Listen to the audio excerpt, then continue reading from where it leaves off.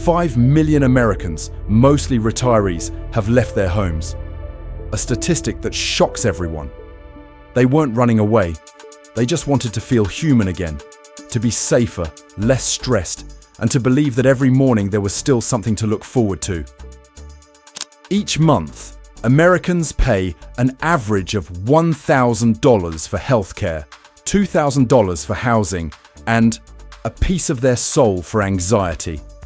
And somewhere else, in Mexico, Portugal, or Thailand, those same age people are living on half the cost and twice the smiles. 5 million people. That's not a small number. That's a warning. When a bill becomes an airplane ticket, it means the people no longer believe their country will heal them. In this video, we'll peel back each layer of the causes to understand why more and more retiring Americans are choosing to settle abroad. And if the retiree leaves today, who will be next?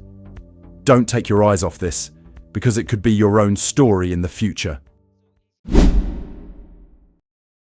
As I turned 70, I realized time was running out, and it was time to enjoy life, something we hadn't found in America.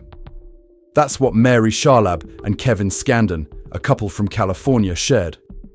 They chose the island of Gozo, part of the Maltese archipelago in the Mediterranean, as their retirement destination. Here, they were immersed in music, dance, wine, and cuisine. And from the very first glance, they fell in love with this land. And you know what? They're not unique. They're just two out of nearly 5 million American retirees living all over the world. Many of them say, retirement age should be the easiest part of life.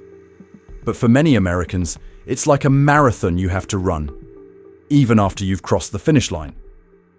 The average retiree in the US spends over $56,000 per year, which is nearly equal to the income of a full-time worker. And just counting housing and healthcare, it consumed over half. A cardiovascular prescription can cost as much as a round-trip plane ticket to Lisbon. A hospital bill costs the same as renting a small apartment overlooking the sea in Thailand. One audience member commented, "A comfortable retirement in America today is almost impossible. Low-paying jobs, inflation, and high rent make saving difficult." Another comment stated, "The cost of living in other parts of the world is less than half of that in the United States. And healthcare is a human right funded by the government, while the average life expectancy here is higher than in the United States. In America, everything has a price, and prices are always going up. You pay for insurance, and then you still have to pay when you see a doctor. You pay taxes for public services, and then you have to pay extra because the public services aren't good enough. You pay for the house you own just to keep the right to stay. This is called property tax. It's like paying ransom for your own life, a little bit each month. And when you retire, those bills don't disappear, they just change labels. Healthcare, utilities, insurance, maintenance. Each cold line of text on the paper, as if reminding you that freedom is no longer free. Meanwhile, with the same dollar in Portugal or Thailand, you can live on half the cost and still have friendly neighbors, fresh meals every day, and some real conversations. It's not about living luxuriously, just living without fear. One audience member shared, retiring in the Philippines at 50 years old. Live a better, less stressful life, travel more, eat healthier, get enough sleep, exercise, and maybe travel to Southeast Asian countries every 2 months. Surfing, diving, traveling, and enjoying life. The best decision ever. Many people call the migration of retirees an escape.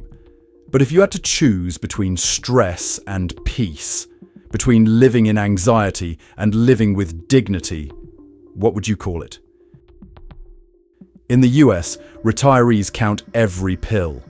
Overseas, they count every sunset. On one side is cost, on the other is life. The same coin, but with different values. And this is the most bitter part. Americans aren't leaving because they've fallen out of love with this country. They left because the country made them feel like temporary tenants in their own home. Here, the bill comes before the sun rises.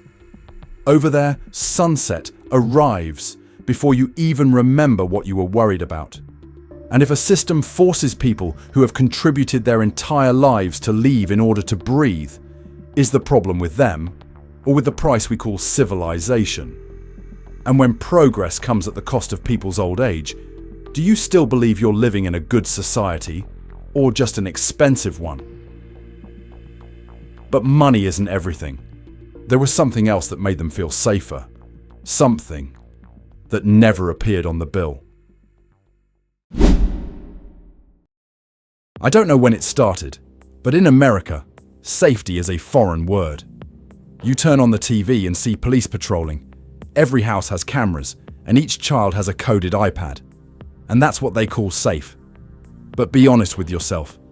Do you feel safe walking alone after 9 p.m? The United States is currently ranked 163rd out of 193 countries in the Global Safety Index. Yes, 163. Lower than many countries that the media has described as unstable. And yet, many Americans feel more at peace in Portugal, Thailand, or Malta, places they once thought of only as vacation destinations. Why? Because there, peace doesn't come from the police, but from the community. A retired couple in Malta said, "We leave the door open when we go to the market. In America, I lock 3 locks just to sleep." Sounds funny, doesn't it? But it's true. In Malta, neighbours call out to each other on the street. In Portugal, people stop their cars in the middle of the road to ask the old man where he's going. In the US, you can live next to someone for 10 years and not know the name of the person in the next apartment. Here, we have a fence. There, they have neighbours. I know someone will say, but in America, there are strict laws. Yes, but the problem is, how many people still believe that the law is functioning effectively? Because if you believe, why do you need to lock the door 3 times, lock all 4 car doors, and sometimes even lock your heart? People jokingly say, in America, you live in a beautiful house, but you don't dare step out onto the balcony. Is that safety or isolation decorated with a 4K camera? The irony is, in places Americans consider less developed, they find something modern society has lost: trust. It's not about believing in the system, but believing in people. You go to the market in Chiang Mai, the vendor shortchanges you 1 mango, then gives you an extra smile. You dropped your wallet in Lisbon. A young man ran after you to return it, just to say, enjoy Portugal. No need for the police. Just be kind. And perhaps that's what Americans are yearning for when they leave. Not a safe neighborhood with a 24/7 security warning sign. But it's true peace. The feeling of being able to breathe, to trust, to live among others without being defensive. So let's ask, if a country needs 50 million cameras for its citizens to feel safe, perhaps the problem isn't with crime, but with the fact that we've forgotten how to trust each other. But peace isn't just about safety. It also lies in the feeling of being cared for. And that's something this system hasn't remembered how to do in a long time. Do you remember the old days when Social Security was still a promise? Promise that if you work hard all your life and pay your taxes in full, your old age will be protected. Yes, for now, it's still a promise. The only difference is, it wasn't done. The average retiree in the US receives about $1,900 per month from Social Security. Sounds good, until you see the rent. $12,200 a month in Florida, $12,800 in California. That is, you just received the money, and it's back to zero. A woman shared, "I just retired at 62, moving from the US to Spain. The quality of life here is not comparable to the US. A better healthcare system, higher quality food, very few obese or overweight people, and much better personal safety. The only thing I miss about America is a few special friends. But they can come here. According to statistics, 1/3 of Americans over 60 still have to work extra. It's not because they like being busy, but because they don't want to choose between heart medication and breakfast. Social Security used to be a safety net. Now, it's only enough to buy a bus ticket. The saying sounds sarcastic, but it's very true. Meanwhile, across the border in Mexico, Costa Rica, and Portugal, these countries are welcoming American retirees with open arms, retirement visas, tax breaks, and healthcare costs that are 70% cheaper. People don't abandon their country. They just choose a place where the system still remembers them. Do you know what's ironic? They are called retirees. In the US, they are called budget burden figures. A former engineer in Ohio said something I'll never forget. "I'm not leaving America. America left me first, before I could afford to live in my own country." After hearing that, I didn't know whether to be sad or laugh. Because it's not just his story. And that's for the millions who once believed in the so-called American promise, a promise now forgotten by the very system. Bridge builders, teachers, factory workers, military personnel, etc. They contributed their whole lives, and in return, they received a bill and a superficial thank you. Thank you for your dedication. And now, good luck in your battle with gas prices. Is it funny? The great system once praised as fair now forces the elderly to export their old age in order to live decently. And abroad, they are prioritized in medical lines, greeted with genuine smiles, and hear thank you without a bill attached. It sounds simple, but for many Americans, it's a luxury. And you, what do you think? If a society develops to the point where those who once contributed must leave to live normally, can we call that progress? Or is it just a machine that has forgotten its operators? But sometimes, they're not just seeking justice. They went to find something deeper, inner peace. In the US, it seems you're paying for therapy. Abroad, you find peace again, by going to the morning market. It sounds funny, but seriously, how long has it been since you felt happy just because of a quiet morning? Many Americans used to believe that happiness came from productivity. Work hard, earn a lot, spend a lot, then get tired and turn to sleeping pills again. A culture that teaches us to hustle for success, but no one teaches us how to rest without feeling guilty. Then, when they retire, their bodies worn out and minds stressed, people finally realize that what they need isn't more money, but less pressure. And so they flew away. In Thailand, Portugal, the Philippines. Those Americans began to relearn how to live. It's not about learning a language, but about learning how to breathe slowly. A 72-year-old man in Cebu said, "Every morning I walk to the beach, buy fresh fish and chat with the vendors. No one is in a hurry. No one asks me what you used to do for a living. Here, I am myself." Sounds simple, right?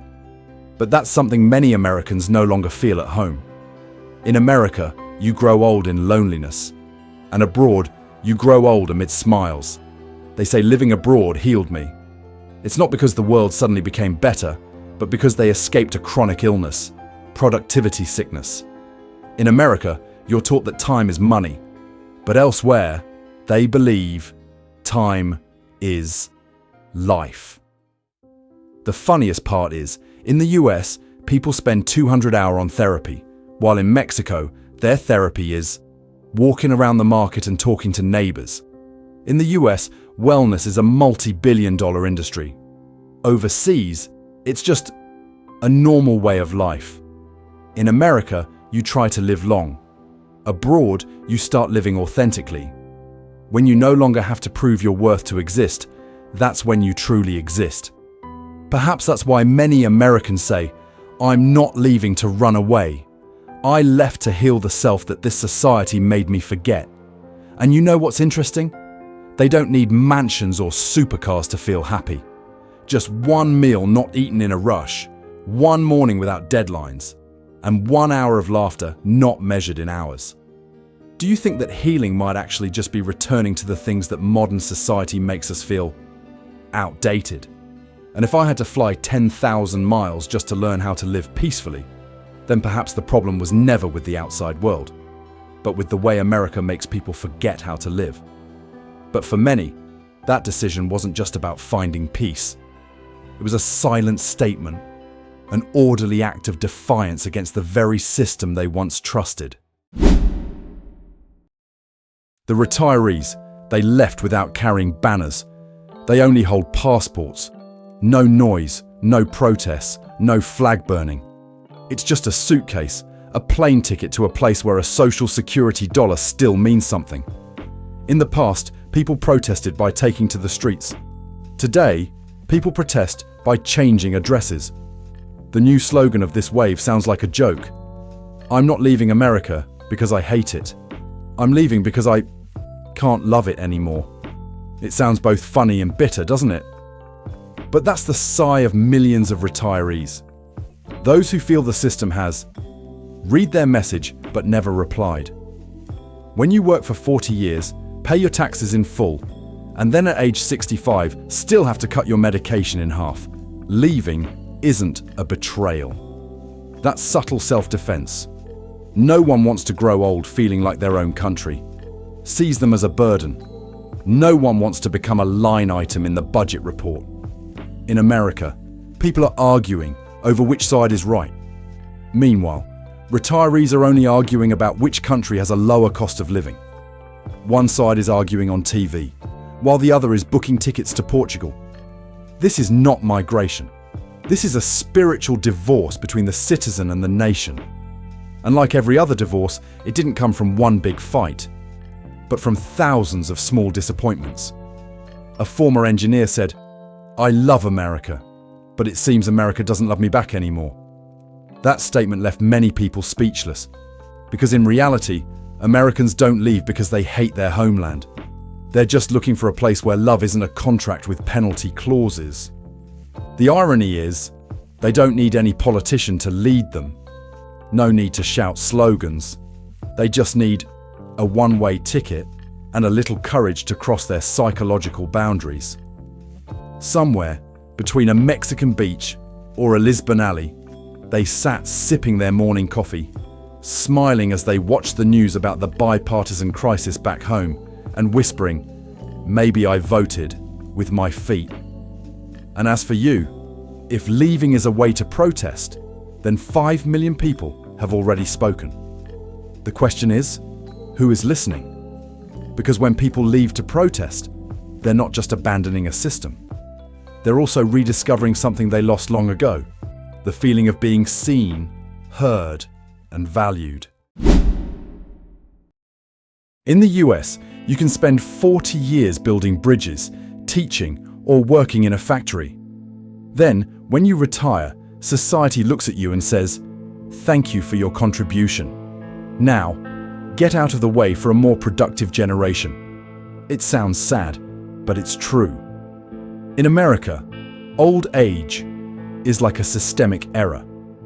If you're not productive, you become invisible. Meanwhile, abroad, those Americans say they were seen again.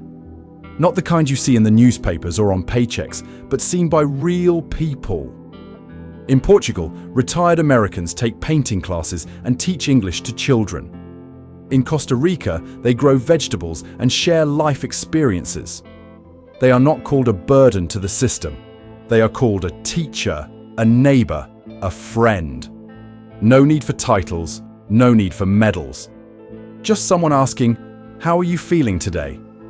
That's enough to feel like I still exist with meaning. An American living in Malta joked, "In America, people ask him what he does. Here, they asked him what he wanted to eat." I choose the second question. The saying is both funny and satirical of an entire culture. In America, human worth is measured by productivity and efficiency. And in the places they go, value is measured by how they live and treat each other. It's strange. Many Americans say they feel younger when they live abroad. It's not because of the climate, but because someone still wants to hear them speak. That feeling, of being listened to, greeted, and cared for may sound small, but for them, it's a spiritual luxury. No one wants to grow old in a dull, sad way. People just want to live a meaningful life. And perhaps that is the deepest reason why 5 million people left the United States. They didn't flee the country. They're just trying to find themselves again. The human part that was once obscured by bills, pressure, and the coldness of civilized society. In America, they are just numbers in the system. Abroad, they are the talk of the dinner table. Can a country truly be considered developed when the elderly feel they must leave, just to be seen again? And if we have to travel halfway around the world to be heard, perhaps the problem isn't the distance, but how we see each other. 5 million people have left, not because they no longer love America, but because they want to live in the version of America that was promised, where people are still valued, even if they are no longer productive. They call it leaving America. But if you look closer, maybe they didn't go anywhere. They just changed the zip code. In the old days, the American dream was the story you told your children. Work hard, buy a house, have decent healthcare, and retire in peace. Now, the American dream is like a brand. It's still printed on t-shirts, but produced elsewhere. In Portugal, Mexico, or Thailand, Americans are living out the 3 classic values that once made America: freedom, opportunity, and community. The only difference is, they had to fly 10,000 miles to find it. An American living in Mexico once joked, "Here, I'm living exactly what my father dreamed of in Chicago in 1965. The saying sounds funny, but it's like it's speaking directly to reality. Because it shows, perhaps it wasn't Americans who changed, but rather that America changed too quickly compared to its own dreams. When 5 million people leave, they don't just take their luggage with them.